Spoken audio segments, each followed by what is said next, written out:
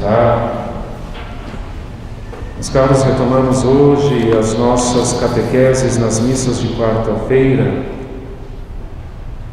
depois de um intervalo que fizemos para as merecidas férias de muitos dos nossos paroquianos, inclusive dos padres. Hoje teremos a nossa 17ª catequese, que tratará sobre a graça. E para começarmos a falar da graça de Deus, peço que usemos a imaginação para nos lembrar de uma pintura muito famosa, conhecida de todos nós porque está nos livros de história e em tantos outros lugares, aquela pintura de Michelangelo que está no teto da Capela Sistina e que representa o ato da criação do homem. É uma pintura onde Deus está apontando para baixo, em direção a Adão, e Adão está apontando para cima, em direção a Deus. Mas entre os dois dedos, o de Deus e de Adão, há uma separação mínima. Mas nesta separação mínima, aqueles dedos não se tocam. Está representado o abismo que existe entre a natureza divina e a natureza humana. Porque a diferença entre a natureza humana e a divina é muito maior e mais profunda na essência do que a diferença entre nós e um pedaço de pau. Porque embora nós sejamos seres animados com alma, e um pedaço de pau ou uma pedra são seres inanimados, ambos, homem e pedaço de pau ou pedra, somos criaturas. E entre as criaturas e o Criador há um abismo insondável. Mas este abismo insondável quis Deus, terminada a criação do homem, diminuir ou aproximar quando soprou-nos nas narinas de Adão, como vimos na primeira leitura do último domingo, soprou-lhe nas narinas e Adão tornou-se um ser vivente. Ou seja, embora a criatura, quis Deus fazer da pessoa humana participante da sua vida divina, porque o sopro que animava o ser humano viera diretamente de si, de Deus, diferentemente de todo o restante da criação. Mas este sopro foi perdido pelo pecado. Ao usar mal o seu livre-arbítrio, o homem rompe a sua comunhão com Deus. E esta situação sobrenatural, ou seja, que está acima da natureza, da qual o homem gozava, ele perde e volta à sua condição apenas natural. E a graça, meus caros, consiste justamente neste sopro divino, nesta vida sobrenatural que é concedida novamente à humanidade pelo novo Adão, Jesus Cristo, do qual fazemos parte pelo nosso batismo, quando então deixamos a nossa condição natural e passamos, sem perder a primeira, a uma segunda, a condição sobrenatural. Ou seja, agora a nossa natureza natural de homens, de criaturas, goza de novo da condição sobrenatural pelo sopro divino que foi dado por Jesus Cristo quando soprou sobre a humanidade o Espírito Santo, do qual nos tornamos templos pelo nosso batismo. E aí percebemos a grandeza deste sacramento, que nos faz subir incomparavelmente de grau, de simples criaturas a filhos de Deus. Filhos no Filho, porque Cristo é o Filho único do Pai, mas unidos a Cristo, templos do Espírito Santo, podemos também chamar a Deus de Pai, porque a Escritura nos diz que se somos filhos em Cristo, também somos herdeiros. Então, meus caros, o que é a graça? O Catecismo da Igreja nos responde de forma simples: é o favor, o socorro gratuito que Deus nos dá para responder a seu convite, tornar-nos filhos de Deus, tornar-nos filhos adotivos, participantes da natureza divina da vida eterna. A graça é este hálito divino que nos permite participar da natureza divina.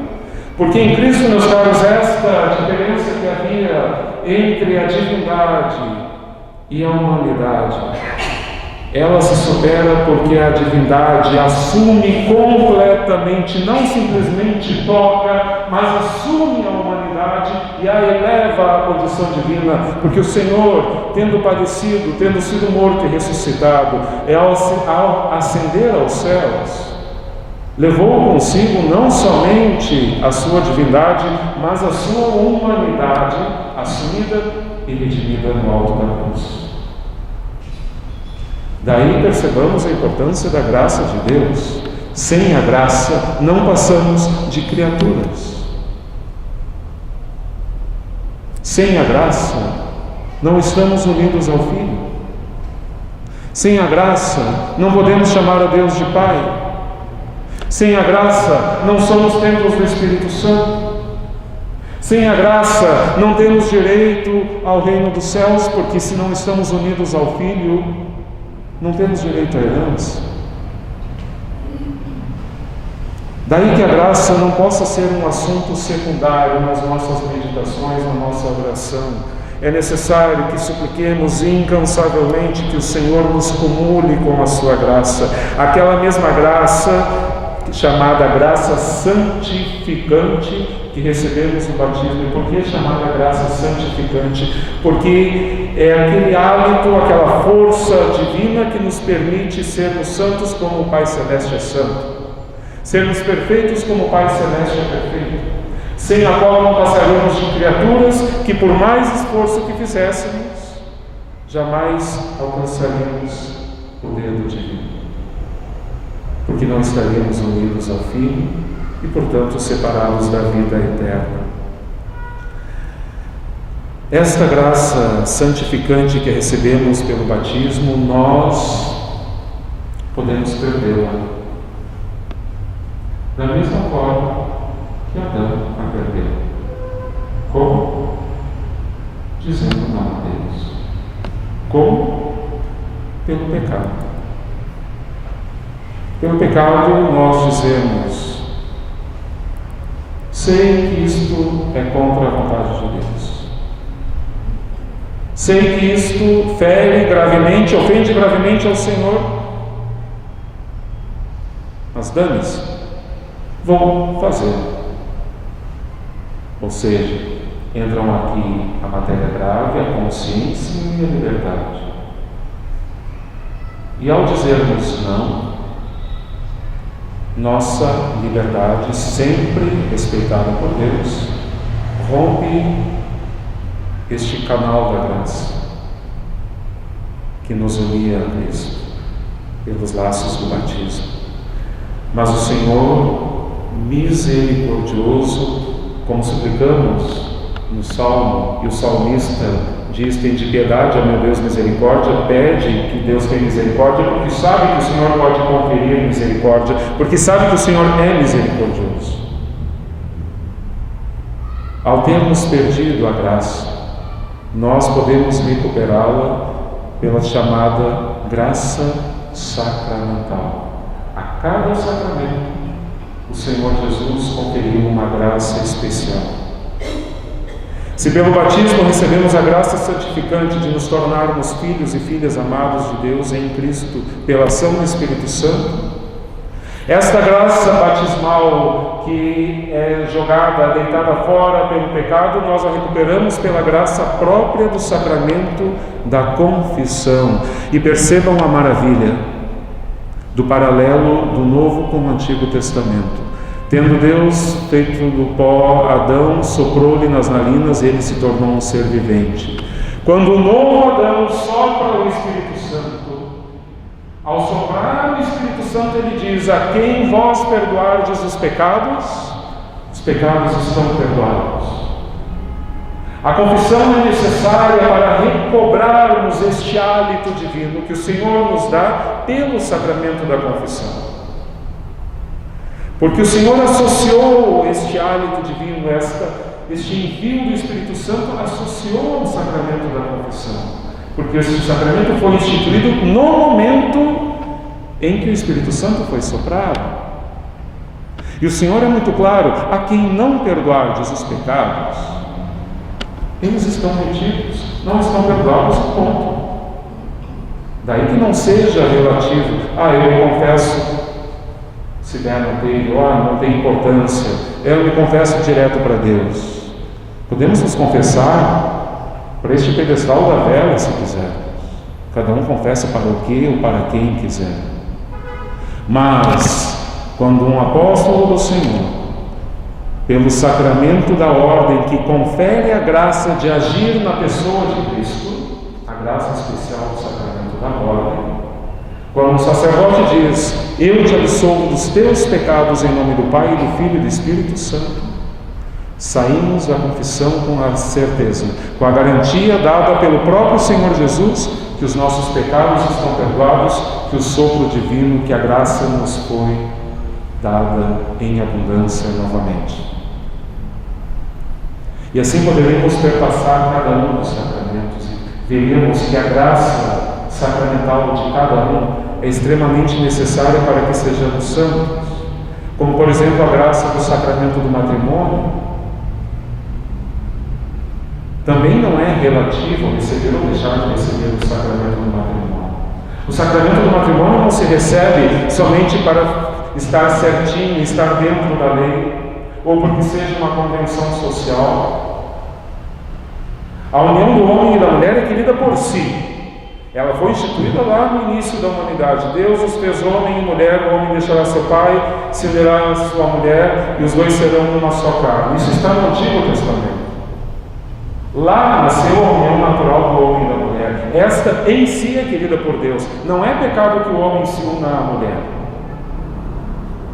Mas esta união natural, querida por Deus, o Senhor quis elevar à condição de sacramento, para dizer: aqueles, homem e mulher, que buscarem a graça específica do sacramento do matrimônio, receberão as graças chamadas de estado, do estado do matrimônio, graças para serem santos através desta união. Pecado é querer viver como homem e mulher, prescindindo, dizendo: eu não preciso desta graça. Em qualquer situação da vida que dissermos: eu não preciso da graça, estamos em pecado, porque sem a graça, repito, estamos separados de Cristo.